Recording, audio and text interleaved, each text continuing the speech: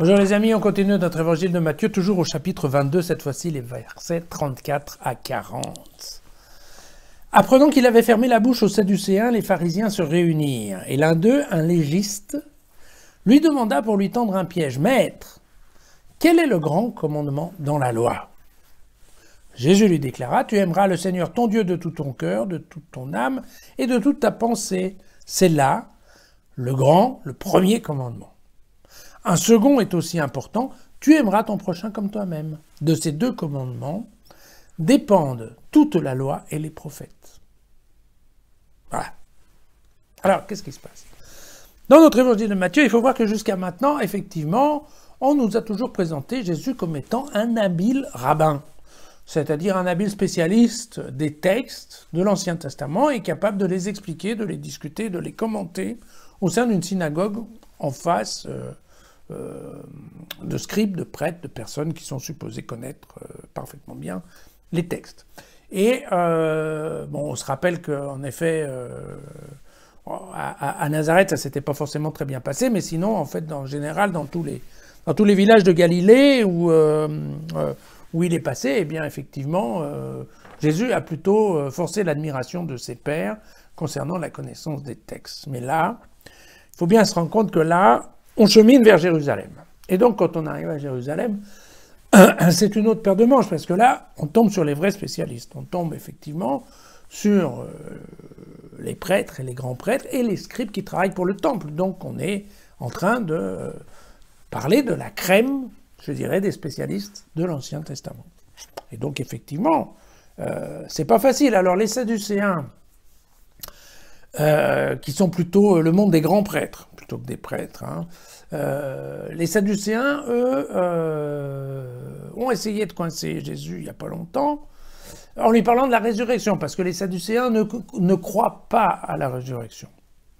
Et donc, ils ont essayé de le piéger en lui disant, oui, mais alors, s'il y en a un qui est marié à sa femme, après, alors le type meurt, c'est son frère qui épouse sa femme, le type meurt, et puis à la fin, le jour de la résurrection, alors la bonne femme, elle a 7 maris, comment elle fait pour choisir? Bon, voilà. Et puis, Jésus s'en sort assez bien en leur disant, oui, mais vous n'avez pas compris, au paradis ou dans la vie éternelle, au moment de la résurrection, il n'y aura plus de question de mari et de femme et de choses comme ça sera une autre dimension. Voilà. Et donc là, les pharisiens, maintenant, s'y mettent à leur tour en disant, nous, on va le coincer sur le sujet des grands commandements. Pourquoi? Ça, c'est bien, ça leur plaît aux pharisiens. Les pharisiens, ils sont spécialistes de ça, ils connaissent les textes par cœur et dans tous les sens. Alors, ils se retrouvent avec leurs fameux 613 commandements, et le problème de tous les juifs, c'est de les classer, voilà. Ils ne savent pas trop comment les mettre, et en fait, il y a plein de discussions. Alors, ils ont plein d'idées, hein. Il peut y avoir un classement chronologique, on peut faire un classement en fonction de l'importance du texte. Bon, le Deutéronome va être plus important, probablement qu'un texte du Lévitique ou d'un texte des Nombres. On peut aussi les classer en fonction de l'auteur. Il y a les grands textes historiques, et puis il y a les textes des prophètes. Vous voyez, c'est déjà pas les mêmes choses. Quand on va parler des psaumes et des proverbes, c'est encore autre chose. Vous voyez, il y a plein d'idées pour ranger tout ça, parce qu'en effet, il y en a 613. Donc, à part se souvenir des 613 par cœur, il est bien évident qu'en termes pédagogiques, il serait important de savoir en sortir quelques-uns, et de façon à ce que les gens normaux puissent se dire, au moins, ok, si déjà on suit ces 4 ou 5-là, ça va nous permettre de vivre à peu près correctement. Et donc là-dessus, il y a plein de discussions qui sont des discussions tout à fait théoriques et tout à fait intéressantes, certes, mais très techniques en fait. Voilà. Et ils essayent de coincer Jésus là-dessus. Et Jésus s'en sort vraiment bien. Là, chapeau. Et là, quand je dis chapeau, ça veut dire quoi? Ça veut dire qu'effectivement, on se rend compte bien avant qu'il y ait l'histoire de la résurrection. Hein. Jésus est effectivement un champion de l'analyse des textes bibliques. D'accord? Pourquoi? Parce qu'il va chercher un commandement qui est très connu, hein, le « tu aimeras ton Dieu », il est carrément, c'est dans le Deutéronome, donc c'est au chapitre 5, c'est au chapitre 5, et c'est le verset 6, alors, juste avant les versets 5, c'est le fameux schéma Israël, Israël, écoute ton Dieu, donc qui est la grande prière du peuple juif. Donc effectivement, Juste ensuite vient « Tu aimeras ton Dieu bon, c'est clairement de toute ta force, de tout ton esprit. Ça, c'est clairement, en effet, bon, un commandement qui est voilà, prépondérant. Tout le monde le sait, tout le monde le sent, il n'y a pas de souci. Et puis, il va chercher un autre commandement qui est l'amour du prochain, qui lui se retrouve dans un livre qui est beaucoup plus obscur, qui est le livre du Lévitique. Et vous voyez, en plus dans le Lévitique, ça se retrouve au chapitre 19, qui est quand même pas les premiers chapitres, et c'est le verset 18. Donc vous voyez, là, on est en train de sortir, je dirais, un obscur commandement, si je veux.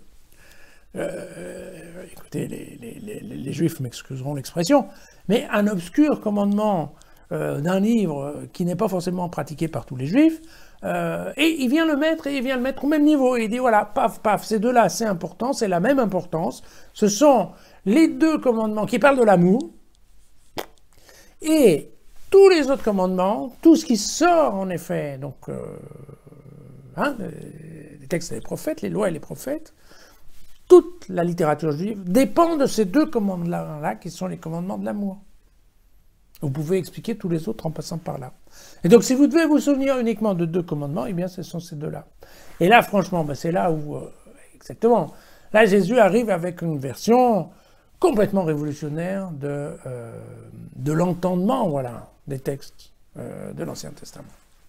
Et ça, c'est quelque chose qui est formidable. Hein, qui est formidable. On se rend bien compte qu'à partir de là, oui, les scribes, ils sont un petit peu ennuyés parce que si on applique en effet ce raisonnement de tout expliquer à travers ces deux commandements de l'amour, alors n'importe qui va comprendre. Et alors, les scribes vont servir à quoi? Et alors, le pouvoir des scribes et des prêtres, qu'est-ce qui va devenir?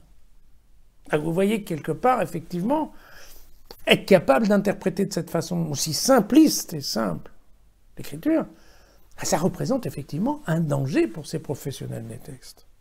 Un danger. Hein? Et certainement, ça va beaucoup participer au fait qu'effectivement, ces types-là vont se déchaîner contre Jésus. C'est évident. Alors, ça paraît pas comme ça, mais c'est vrai que Jésus qui s'est déjà mis les Sadducéens à dos, parce que très clairement, en leur faisant la pirouette la dernière fois, les Sadducéens ne sont pas très contents, et bien là, effectivement, la façon dont il amène ça, les pharisiens, eux aussi, vont voir dans Jésus et dans sa clairvoyance, dans son explication, dans sa pédagogie, vont voir un risque certain tout simplement pour leur position sociale, pour leur métier, pour leur statut, très clairement. Une analyse. C'est une analyse qui est implacable et quelque part qui est redoutable parce que, en effet, ça secoue, elle secoue, quoi. Hein.